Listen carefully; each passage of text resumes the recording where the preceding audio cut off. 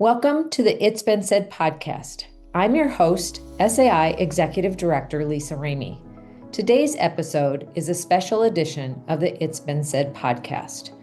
Dave Daughton, Government Relations Director, will discuss his perspective on current legislative topics relevant to district and school administrators. He'll offer his insights on this subject matter periodically over the coming months. Let's hear from Dave. Hello, everyone. Dave Daughton from School Administrators of Iowa here, giving you your legislative update for the week. Well, it's February already, and at least in my world, it used to mean we were heading downhill on the school calendar and state tournaments were coming up, and we'd have our annual fill up the room with balloons and flowers and candy to deliver on Valentine's Day, or this year, the day before. But in the legislature, February means, among other things, the first funnel date and the SSA deadline. As for this week, it was week 4 of the session with a lot of bills coming through again, not only through introduction, but through subcommittee. There was no visible action on SSA or property taxes, but I'm sure it's being discussed behind closed doors. We're waiting for the House to bring out their SSA proposal. Overall, it's very unlikely they'll meet their self-imposed deadline, which is the end of next week.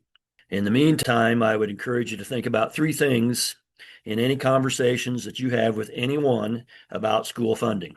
First, the Revenue Estimating Conference projects a 4.2% increase in state revenues for FY27. Shouldn't that mean we should be getting higher than 2% SSA? 2, we all know that if districts go into arbitration and salary negotiations with staff, the legislature has mandated that the settlement be at 3%. Or at the current CPI, whichever one is lowest. The current CPI is 2.7%. Shouldn't that make the SSA higher than the proposals by necessity? Number 3, enrollment in the state of Iowa has decreased by approximately 7,300 students in this year's count. That means that as the state increases the per pupil funding, SSA, it costs less overall since there are fewer students to fund. That should warrant a larger SSA. Dr. Brad Buck, Superintendent at Waukee, has more details on the above information in a document that's in the printed version of this report, and I have shared that and adopted that with his permission.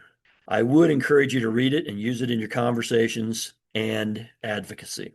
As far as legislation, both the House and Senate held committee meetings this week and passed out several bills. A reminder that these bills are now eligible for floor debate in their respective chambers. I will remind you that as these bills move, the bill numbers will change. Same bill, just a different number. And I've tried to include some of those changes in the written version, but not all. The committees for both chambers met this week. The House Education Committee passed out several bills.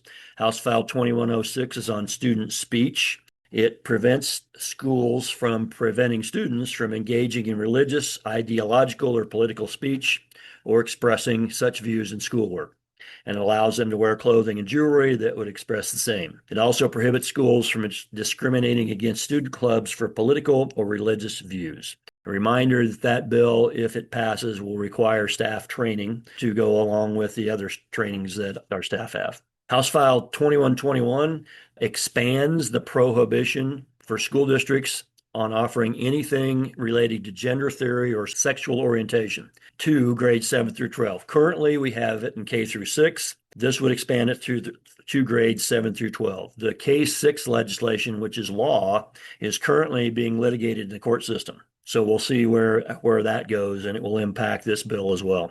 House File 2171 removes the requirement that students document immunization for enrollment in school. So in other words, it would take away the requirement that parents have to let you know what immunizations their students have had before you enroll them. House Study Bill 557 has to do with open enrollment and English learners. It allows districts to decline open enrollment requests if they don't have suitable programs or if they are at capacity of the programs that they do have. House Study Bill 604 is related to private preschool programs. It allows them to receive state aid above and beyond what is going on elsewhere. That bill passed 21-2. It basically codifies the continuum of care program related to preschools in the governor's program last year. House Study Bill 636 has to do with schools and libraries. It prohibits schools from entering into 28E agreements with public libraries and prohibits allowing public mobile libraries on school grounds for the purposes of checking out books.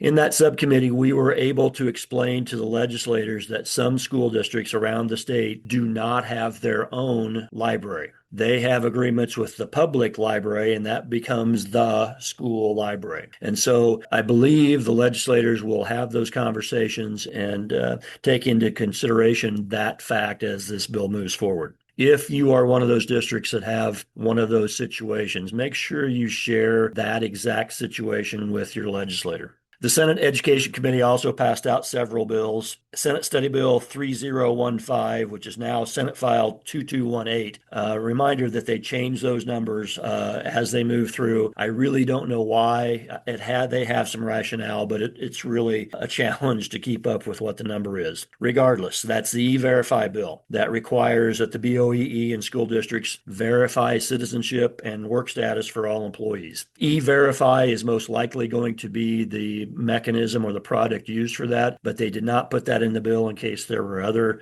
products that could be used. We're still working on how the implementation for school districts would work, and we will continue to inform you as that bill moves forward. Senate Study Bill 3041 has to do with FFA and 4-H student absences. It requires all schools to adopt policies excusing absences for 4-H and FFA activities and requires the student to make up any missed work. I am working on some research on that to see what's really going on there, and we'll follow that bill as it goes through. Senate Study Bill 3042 is a Department of Education bill that has to do with increased requirements or more specific requirements for entrance into talented and gifted programs. It also requires districts to develop processes and plans for accelerated learning for students and requires districts to put those students into those accelerated plans unless their parents opt out of that. We'll see where that one goes to. It really is about math acceleration, but it could be other subjects as well. Senate Study Bill 3043 would allow the Board of Educational Examiners to create a process similar to what we're using with CTE instructors, a pathway for licensure that would help get people into staff shortage areas such as fine arts, science, and math. Senate Study Bill 3048 is the teacher prep programs, addresses that.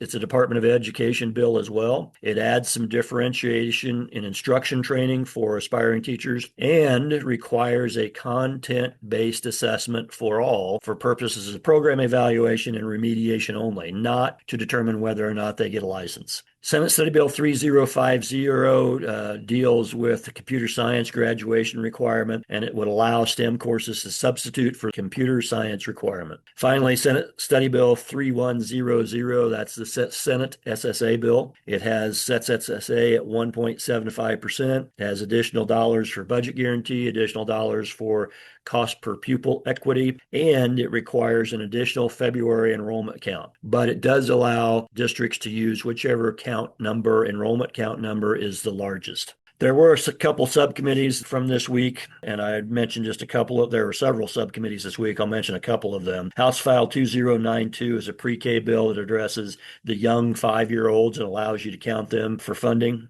House File 2052 is another preschool bill that requires districts to enter into 28E agreements with their community-based providers. We were told literally that with the multiple PK bills out there, we were told that the House plans to move them all forward and then, quote, see what sticks. So we will continue to monitor those things. On a more positive note, House File 332, which was a bill that would require administrators to teach a class for a semester, that did not get heard in committee. So it is held out and not moving forward, at least at this point. But right now, we're confident that it's not going to go anywhere. There's most likely going to be a lot more bills coming this week, so we'll continue to try to address them, whether they're good or bad. Continue to be engaged with your legislators if you're able to do that regarding SSA and the impact of the property tax proposals on schools, particularly the SAVE language that's in the governor's bill that would pull a lot of SAVE money away from school districts.